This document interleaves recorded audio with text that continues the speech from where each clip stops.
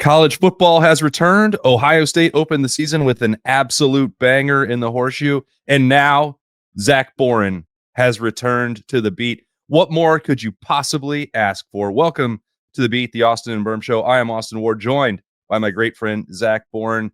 A little holiday edition and an Ohio State win over Texas edition, 14-7. Zach, great to be back with you chatting about the Buckeyes. And I got to imagine you feel pretty good this weekend after the way that thing started on Saturday. God, man, what an exciting start to college football. Not only Ohio State, Texas, all the other big games around the country. The weather this past weekend, oh my goodness. The shoe was rocking, man. It's so good to be back. And let's talk about this. What about the run that Ohio State and Ryan Day have been on? When you talk about the last 4 games of their year last year combined with this, that's 5 games against top 10 opponents. Absolutely unbelievable. You go back 2 more games into the regular season last year. It was a top 5, top 10 showdown with Indiana. So maybe that narrative can be fired into the sun that Ryan Day can't beat top 10, top 5 opponents. I'm not sure what more he has to prove at this point, but I'm sure Paul Feinbaum will find a way, though, Zach. You took the words out of my mouth. What's Paul Feinbaum doing on this fine Sunday morning somewhere, especially stewing after Alabama got absolutely demolished down in Tallahassee, Florida yesterday as well? Yeah. So as you said, a great opening start to the season for Ohio State.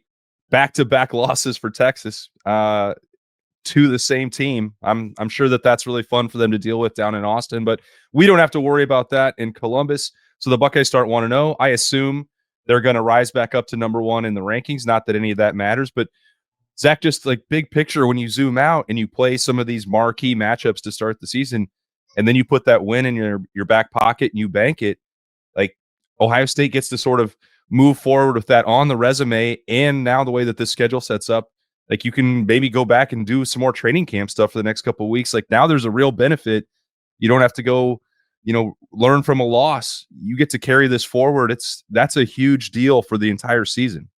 Yeah, and I know everyone talked about it going into this week, whether it be Ohio State, Texas. The loser of this game, their season is still fully ahead of them, right? It's just, I think Sark said after the game, it's just another chapter to their story. And I couldn't agree with it more. But then you saw Ryan after the game yesterday, and he talked about how nice it is to have that win. You're 1-0, beating a team like Texas, and now you can go back to the drawing board, and there's a lot of things that you're going to learn from after this game.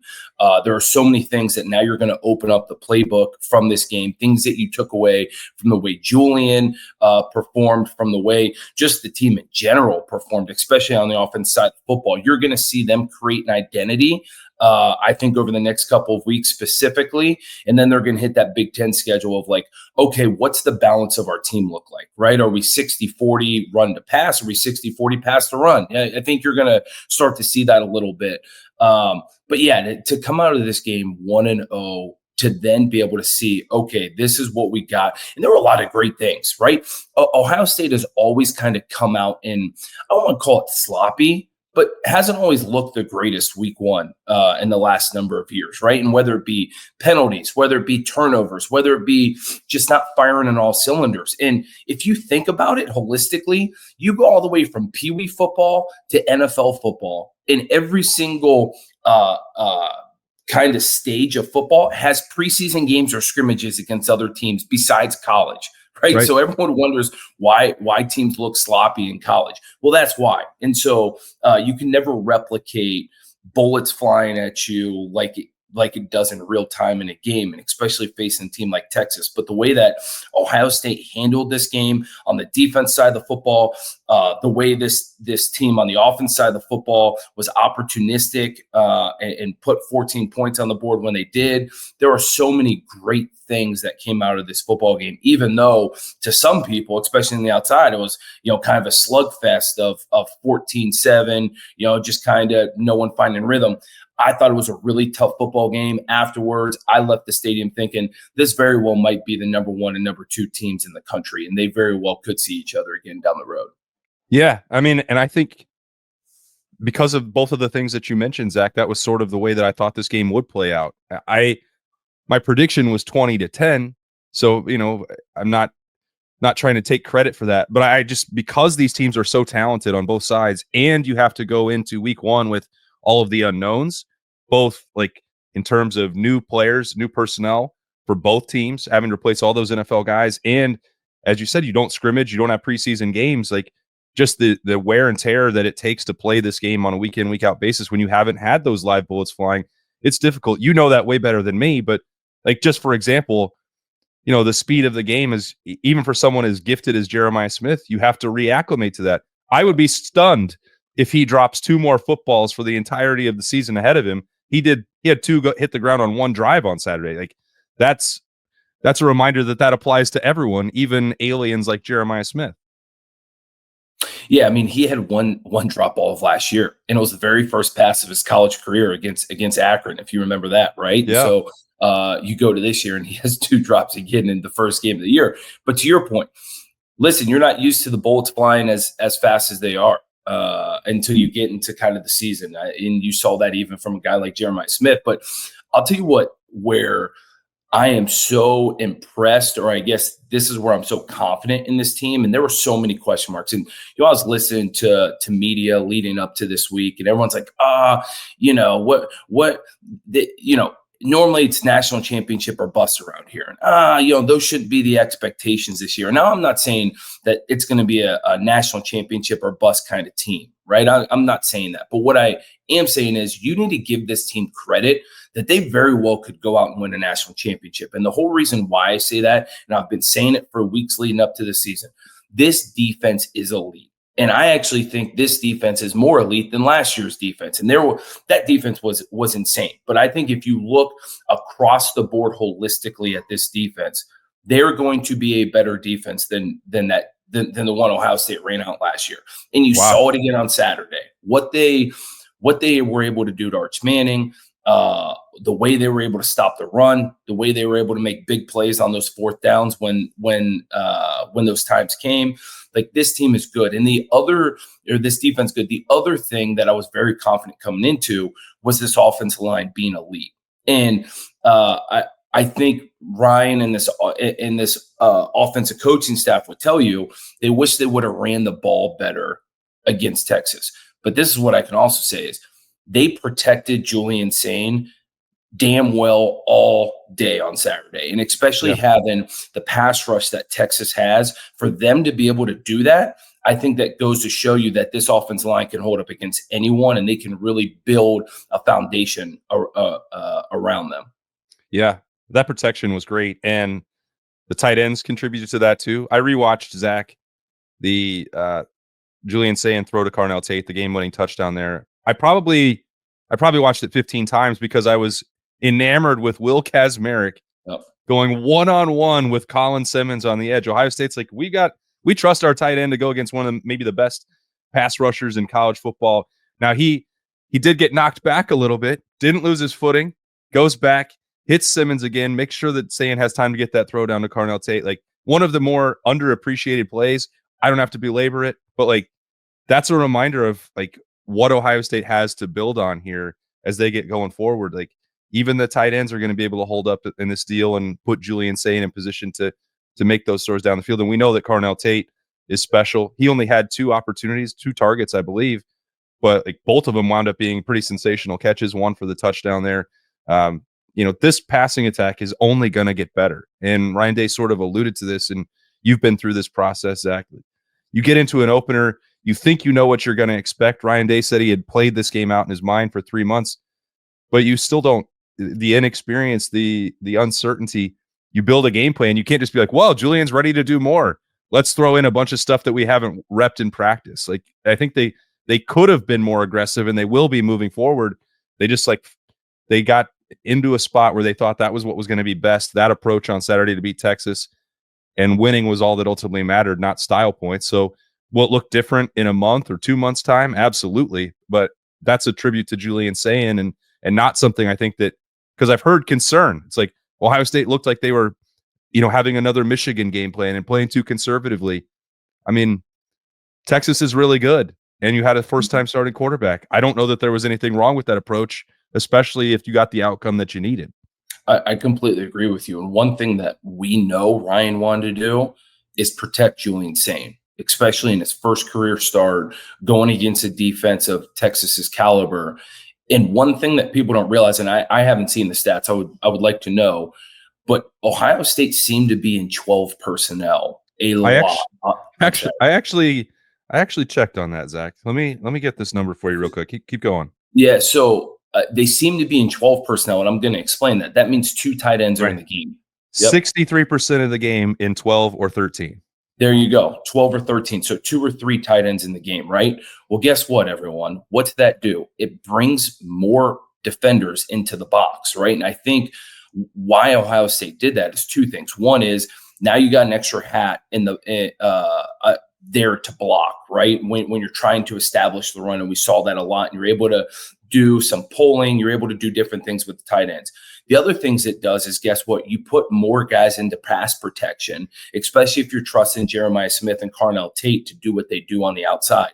Well, guess what? Now those defenders are able to zero in on Jeremiah and Carnell, but it helps the pass protection. And so it goes back to Ryan and this offense staff wanting to protect Julian Sain. And as time goes on, to your point, just like Ryan was talking about after the game, maybe they are going to go into more 11 personnel. Maybe looking back, they would have spread things out a little bit more, but they didn't want to put Julian in a bad position on Saturday, especially in the first career start. You got to build on confidence. The quarterback position is all about confidence. We could, switch to the other side of the field and see what confidence does to a guy like Arch Manning, who's supposed to be all-world, next level. And you could see in that game that his confidence was not triggering. You saw errant throws all over the place. So it's complete opposite of Julian Sain, but I think that's part of the game plan of why they were doing those things. When in all reality, 4 games from now, 5 games from now, once they get into the meat of the schedule, it is going to be more of a spread out air raid offense potentially, if they think that's what best suits Julian and this team. Did your personal confidence level in Julian Sain as Ohio State's starting quarterback, was it affected by what you saw at Saturday? I assume positively, but in any way by what you saw? Very much so, in a positive light. I think it's funny. So many coaches, and you see it as a former player with guys that you've played with. There are so many times in practice or in camp, a guy looks a certain way and has a tendency to do different things, and then the lights come on in a game, and everything just gets dialed in a little bit more. And that's what I think Julian Sain did on Saturday. And it goes back to the game plan leading into the game. I think the Ohio State coaches, and Ryan Day, without saying it, basically said it in this post-game media of basically somewhat through that game, we realized like the gamer Julian Sain is a lot different than the practice Julian Sain. And now we kind of know that, and you need that for the bullets to be flying. And that's when he's like, well, yeah, we probably would have opened things up if we would have seen this Julian in fall camp and practice and in the scrimmages. And so I think everyone, including the coaches, have a positive reaction to the way Julian played on Saturday.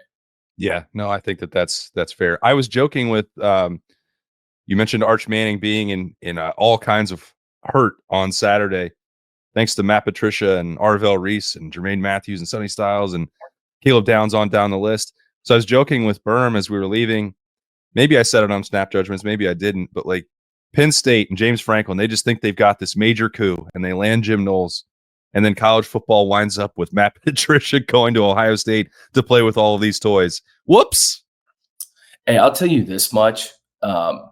The 3 down front that Matt Patricia was throwing out there in this game was absolutely nasty. I mean, those 3rd downs where you brought in CJ Hicks, right? You had Caden Curry line up at the nose. Bo Atkinson was down defensive end, but earlier in the game, it was Kenyatta Jackson. That was your 3 down front. And then you're walking up Arvell and Sonny. And it was disgusting. I mean, and I say that in a positive light, just because, and even Sarkisian came out afterwards and said, hey, the way they were disguising coverages early on the game and the way they were giving us different looks was at an elite level.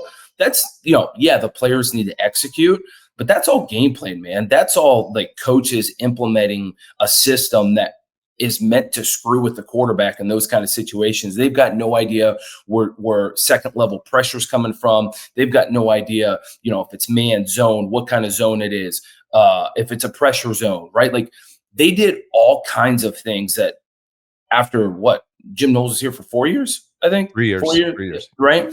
They did things on Saturday in one game that the Jim Knowles defense didn't do at all in 4 years, and that's not a knock on Jim Knowles. It's just, I think it's so much harder actually playing on both sides of the football, on the offense side and defense side.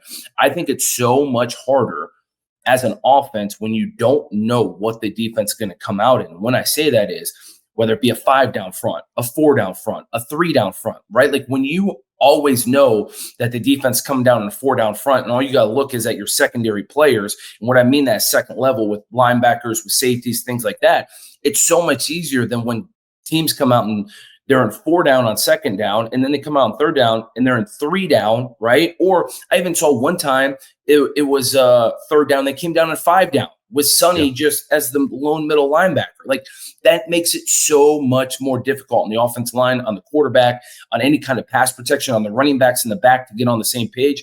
Like you throw those looks and it just makes an offensive life miserable. I think we couldn't wait to text each other what we saw on that 3rd down sack for Arvell Reese. You were looking at the 3-3 on that play. I'm like, did you see Arvell? Like he dropped back. He faked he was going to blitz. He dropped back. Then he rushed the passer again and tracks down Arch Manning's. Like there's so many things going on here. And it all sort of encapsulated, I think, what Matt Patricia gets to do with this level of talent and athleticism. He did it on the last play of the game as well. You had CJ Hicks out there and was like, here's your responsibility. Just go get the passer. He gets to Arch Manning. I don't know how Arch Manning got that pass off, by the way. Kudos to him for doing that. But like finding ways to use these athletes is going to be really fun to watch. And we talked about this throughout training camp, Zach. Like, what does a Matt Patricia look like? The Matt Patricia defense look like? It's going to look different all the time, week to week, series to series. And this was the first like chance to really get to watch that. And it's just like, it's entertainment, man, because like you don't know what to expect. Yeah, you don't know what to expect from snap to snap, let alone game to game, And everyone was completely dogging the hire of Matt Patricia, just because of his latest stop in Detroit and kind of not being in the game the last 2 years, I think it was, but the creativity that he brings, the way that he's able to utilize his personnel that he has, it's at an elite level, and I think everyone's been looking for even a guy like CJ Hicks to show up, right? A 5-star guy from Ohio, being able to see him come off the edge. Now, granted, it's, it was a handful of snaps. I don't know exactly what a snap count was, but you look at the last play of the game, right? For Ohio State's defense, CJ Hicks coming off the edge and putting pressure on Arch Manning, like we discussed. And so being able to see a guy like that show up, make flashes, Matt Patricia is going to continue to use these guys in the best way possible. And even one of my favorite guys, Peyton Pierce, right? Getting a lot of playing time and being able to utilize him with different things and playing inside the box. And then, being able to walk a guy like Arvell Reese up and let him put pressure on the quarterback. Like the opportunities are endless. And what I also think you're gonna see, and you did see it a lot on Saturday, but it's probably only going to expand from here, is where Matt Patricia is lining up Caleb Downs on different plays. I mean, there was one point Caleb Downs was up on the line of scrimmage. The next play, I think he's playing deep safety and he's single high, right? Like it's crazy what he's able to do with Caleb, and it's only going to expand as the year goes on.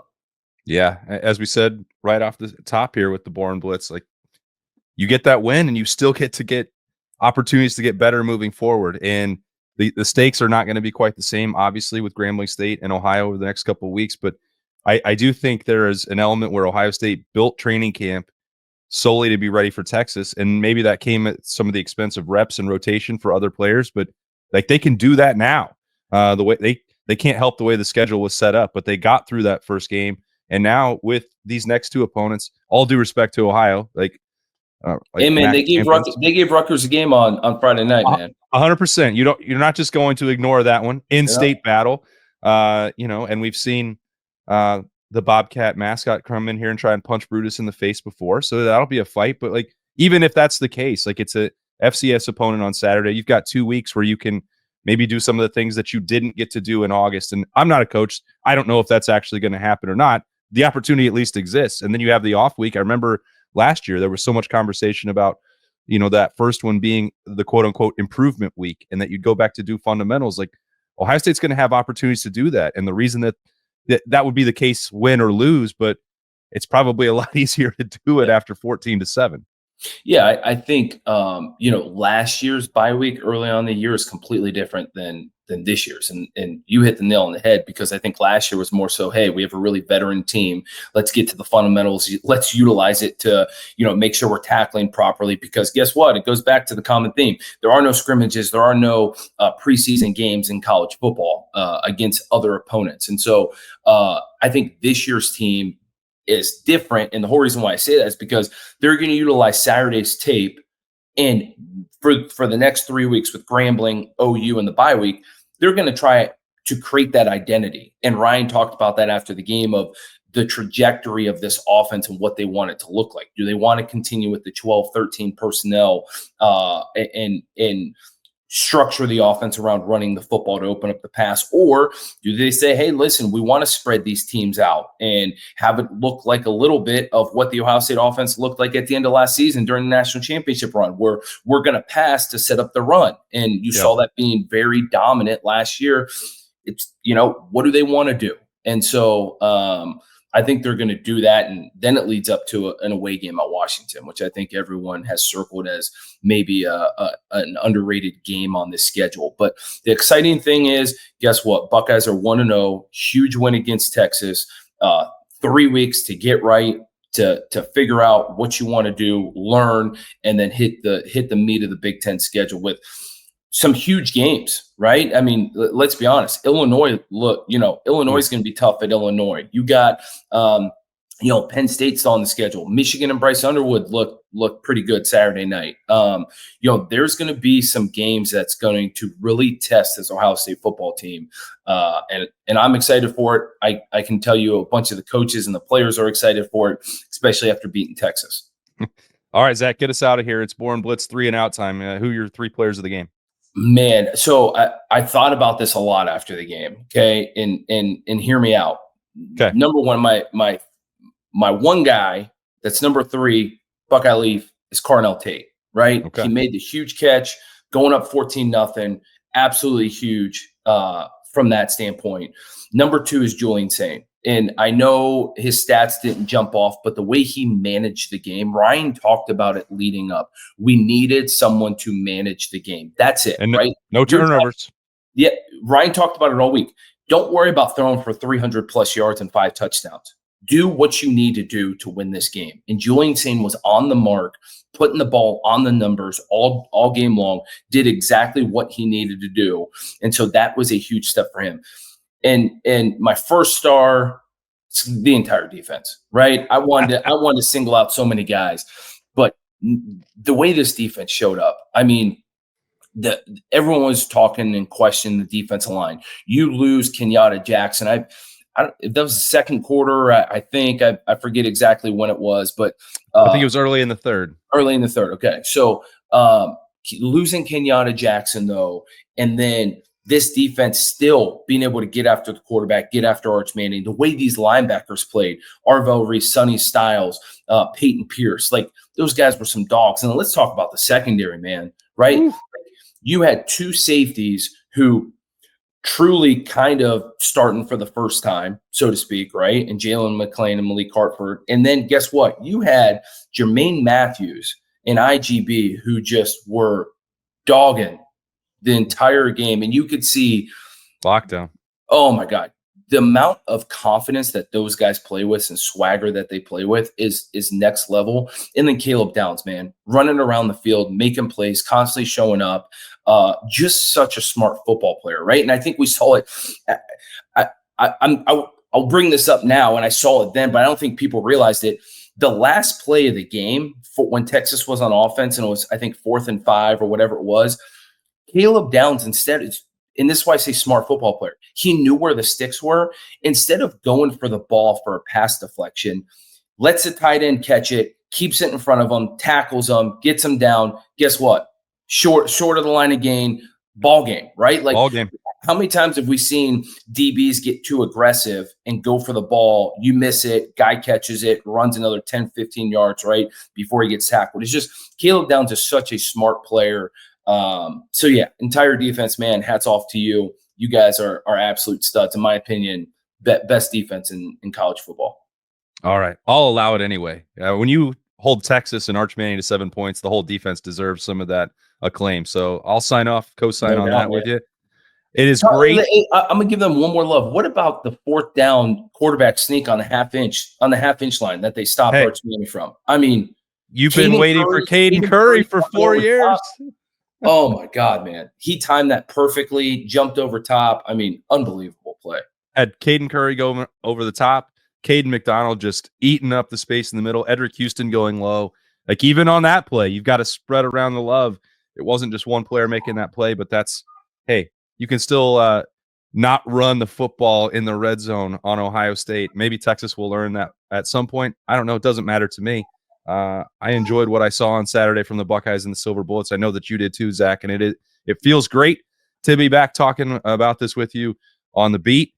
Thanks for your time. Thanks for your insight. Looking forward to doing this again all season long, so I can keep learning from you and reading and reacting on Mondays on the beat. So we'll be back with more content. Roosters, by the way, that's on Tuesday this week. They're closed for Labor Day, so a little bit delayed schedule, but had to get in a little holiday edition to break down Ohio State, Texas with Zach Boren. I am just Austin Ward. We will talk to you guys later. Thanks for joining us. See ya.